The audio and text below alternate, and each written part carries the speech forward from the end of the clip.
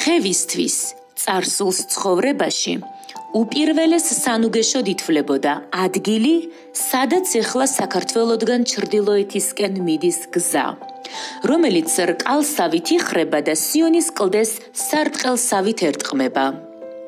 კლდის წვერზედ ამაყად აღმართულა მაღალი კოშკი, რომელიც მიდიდურად და მტრის გულის გასახარად დარაჯობს ხეობას.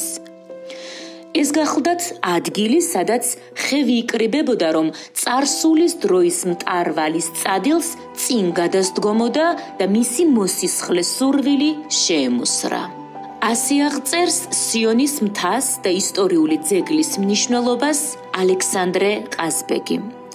ეს ხევის სიონია, მე-9-მე-10 საუკუნეების მიჯნაზე აშენებული კომპლექსი, რომელიც სამნავიან ბაზილიკას, გალავანსა და გვიან შუა საუკუნეების 5 სართულიან 15 მეტრის სიმაღლის კოშკს აერთიანებს. სიონი ხევში ერთ-ერთი გამორჩეული სოფელია თავისი წარსულით, დიდბუნებოვანი და ღვთისმოყვარე ხალხით. ის ჩვენი უწმინდესი პატრიარქის ილია მეორის დედულეთია. მღვდელმა გიორგი მალანიამ პატრიარქის მშობლებს გიორგი შიოლაშვილსა და ნატალია კობაიძეს ჯვარი სწორედაც რომ ხევის სიონში დასწერა. ლეგენდის თანახმად სიონის კოშკი ვინმე სისაურს აუშენებია. სიონისა და ხურთისის ციხეები ერთდროულად შენდებოდა. აღმშენებლები მუდმივ პაექრობაში იყვნენ, მათ შვილებს კი ერთმანეთი უყვარდათ. სიონის კირთხუ, რომ ხურთისის ციხის კალატოზის შვილი, მისი მომავალი სასიძო დაიბარა და უთხრა: თუ გინდა ჩემი ქალი გაგატანო, სიონის კოშკმა ხურთისისას უნდა აჯობოსო. შეყვარებული ბიჭი იძულებული გახდა, რომ მამისთვის ხელი შეეშალა და მას შემდეგ ყოველ ღამით ნაშენს მცირე დეტალებს უცვლიდა.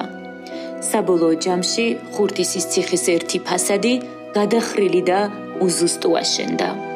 სიმართლის გარკვევის შემდეგ გაბრეზებულმა მამამ შვილის ქცევის მოტივი არ გაითვალისწინა და სამწუხაროდ კოშკის დახრილ ფასადის წვერზე აიყვანა და გადმოაგდო.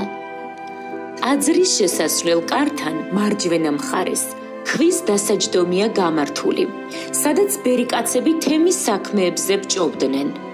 მოხეურ დიალექტზე ამ ადგილს ჯორის კალოდ მოიხსენიებენ. ჯორი მოხეურ დიალექტზე ჯვარს ნიშნავს, კალო კი ამ შემთხვევაში სალოცავის ჭირნახულის გასალეწს. სიონის ციხეს არაერთხელ მოუგერიებია ლიკებისა და ქისტების ლაშქარი. აქ იყვნენ გამაგრებულები რუსეთის წინააღმდეგ 1804 წლის აჯანყებულებიც. ხევის სიონი საეკლესიო ნივთებისგან განსაკუთრებით განიძარცვა კომუნისტების პერიოდში.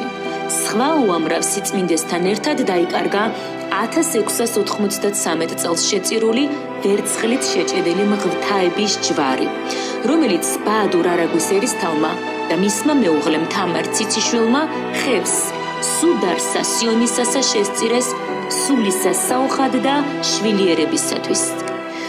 ღვთაების ხატში პირი ღვთისა მოიაზრება. ხალხური თქმულებით სიონელები მღვთაების ამ ჯვარს არასოდეს გამოაბრძანებდნენ გარეთ, რადგან მისი გაფრენისა ეშინოდათ. თურმე ერთხელ ჯვარი ანგელოზის სახით სისაურსა და სოფურს გამოეცხადა, გაფრინდა მარტყოფის კლდეში. ჯვრისთვის იქაურ ბერებს ოქრო შეუბამთ და თბილისში გადაუბრძანებიათ, თუმცა ხატი არც იქ დამდგარა და ისევ მარტყოფში დაბრუნებულა. ამიტომ ღმრთაების ჯვრის საბრძანისად მარტყოფის, თბილისისა და ხევის სიონის ეკლესიებს მოიაზრებენ. სიონის ღვთისმშობლის მიძინების ტაძარში ღვთისმსახურება 1922 წელს 1987 წლამდე შეწყდა.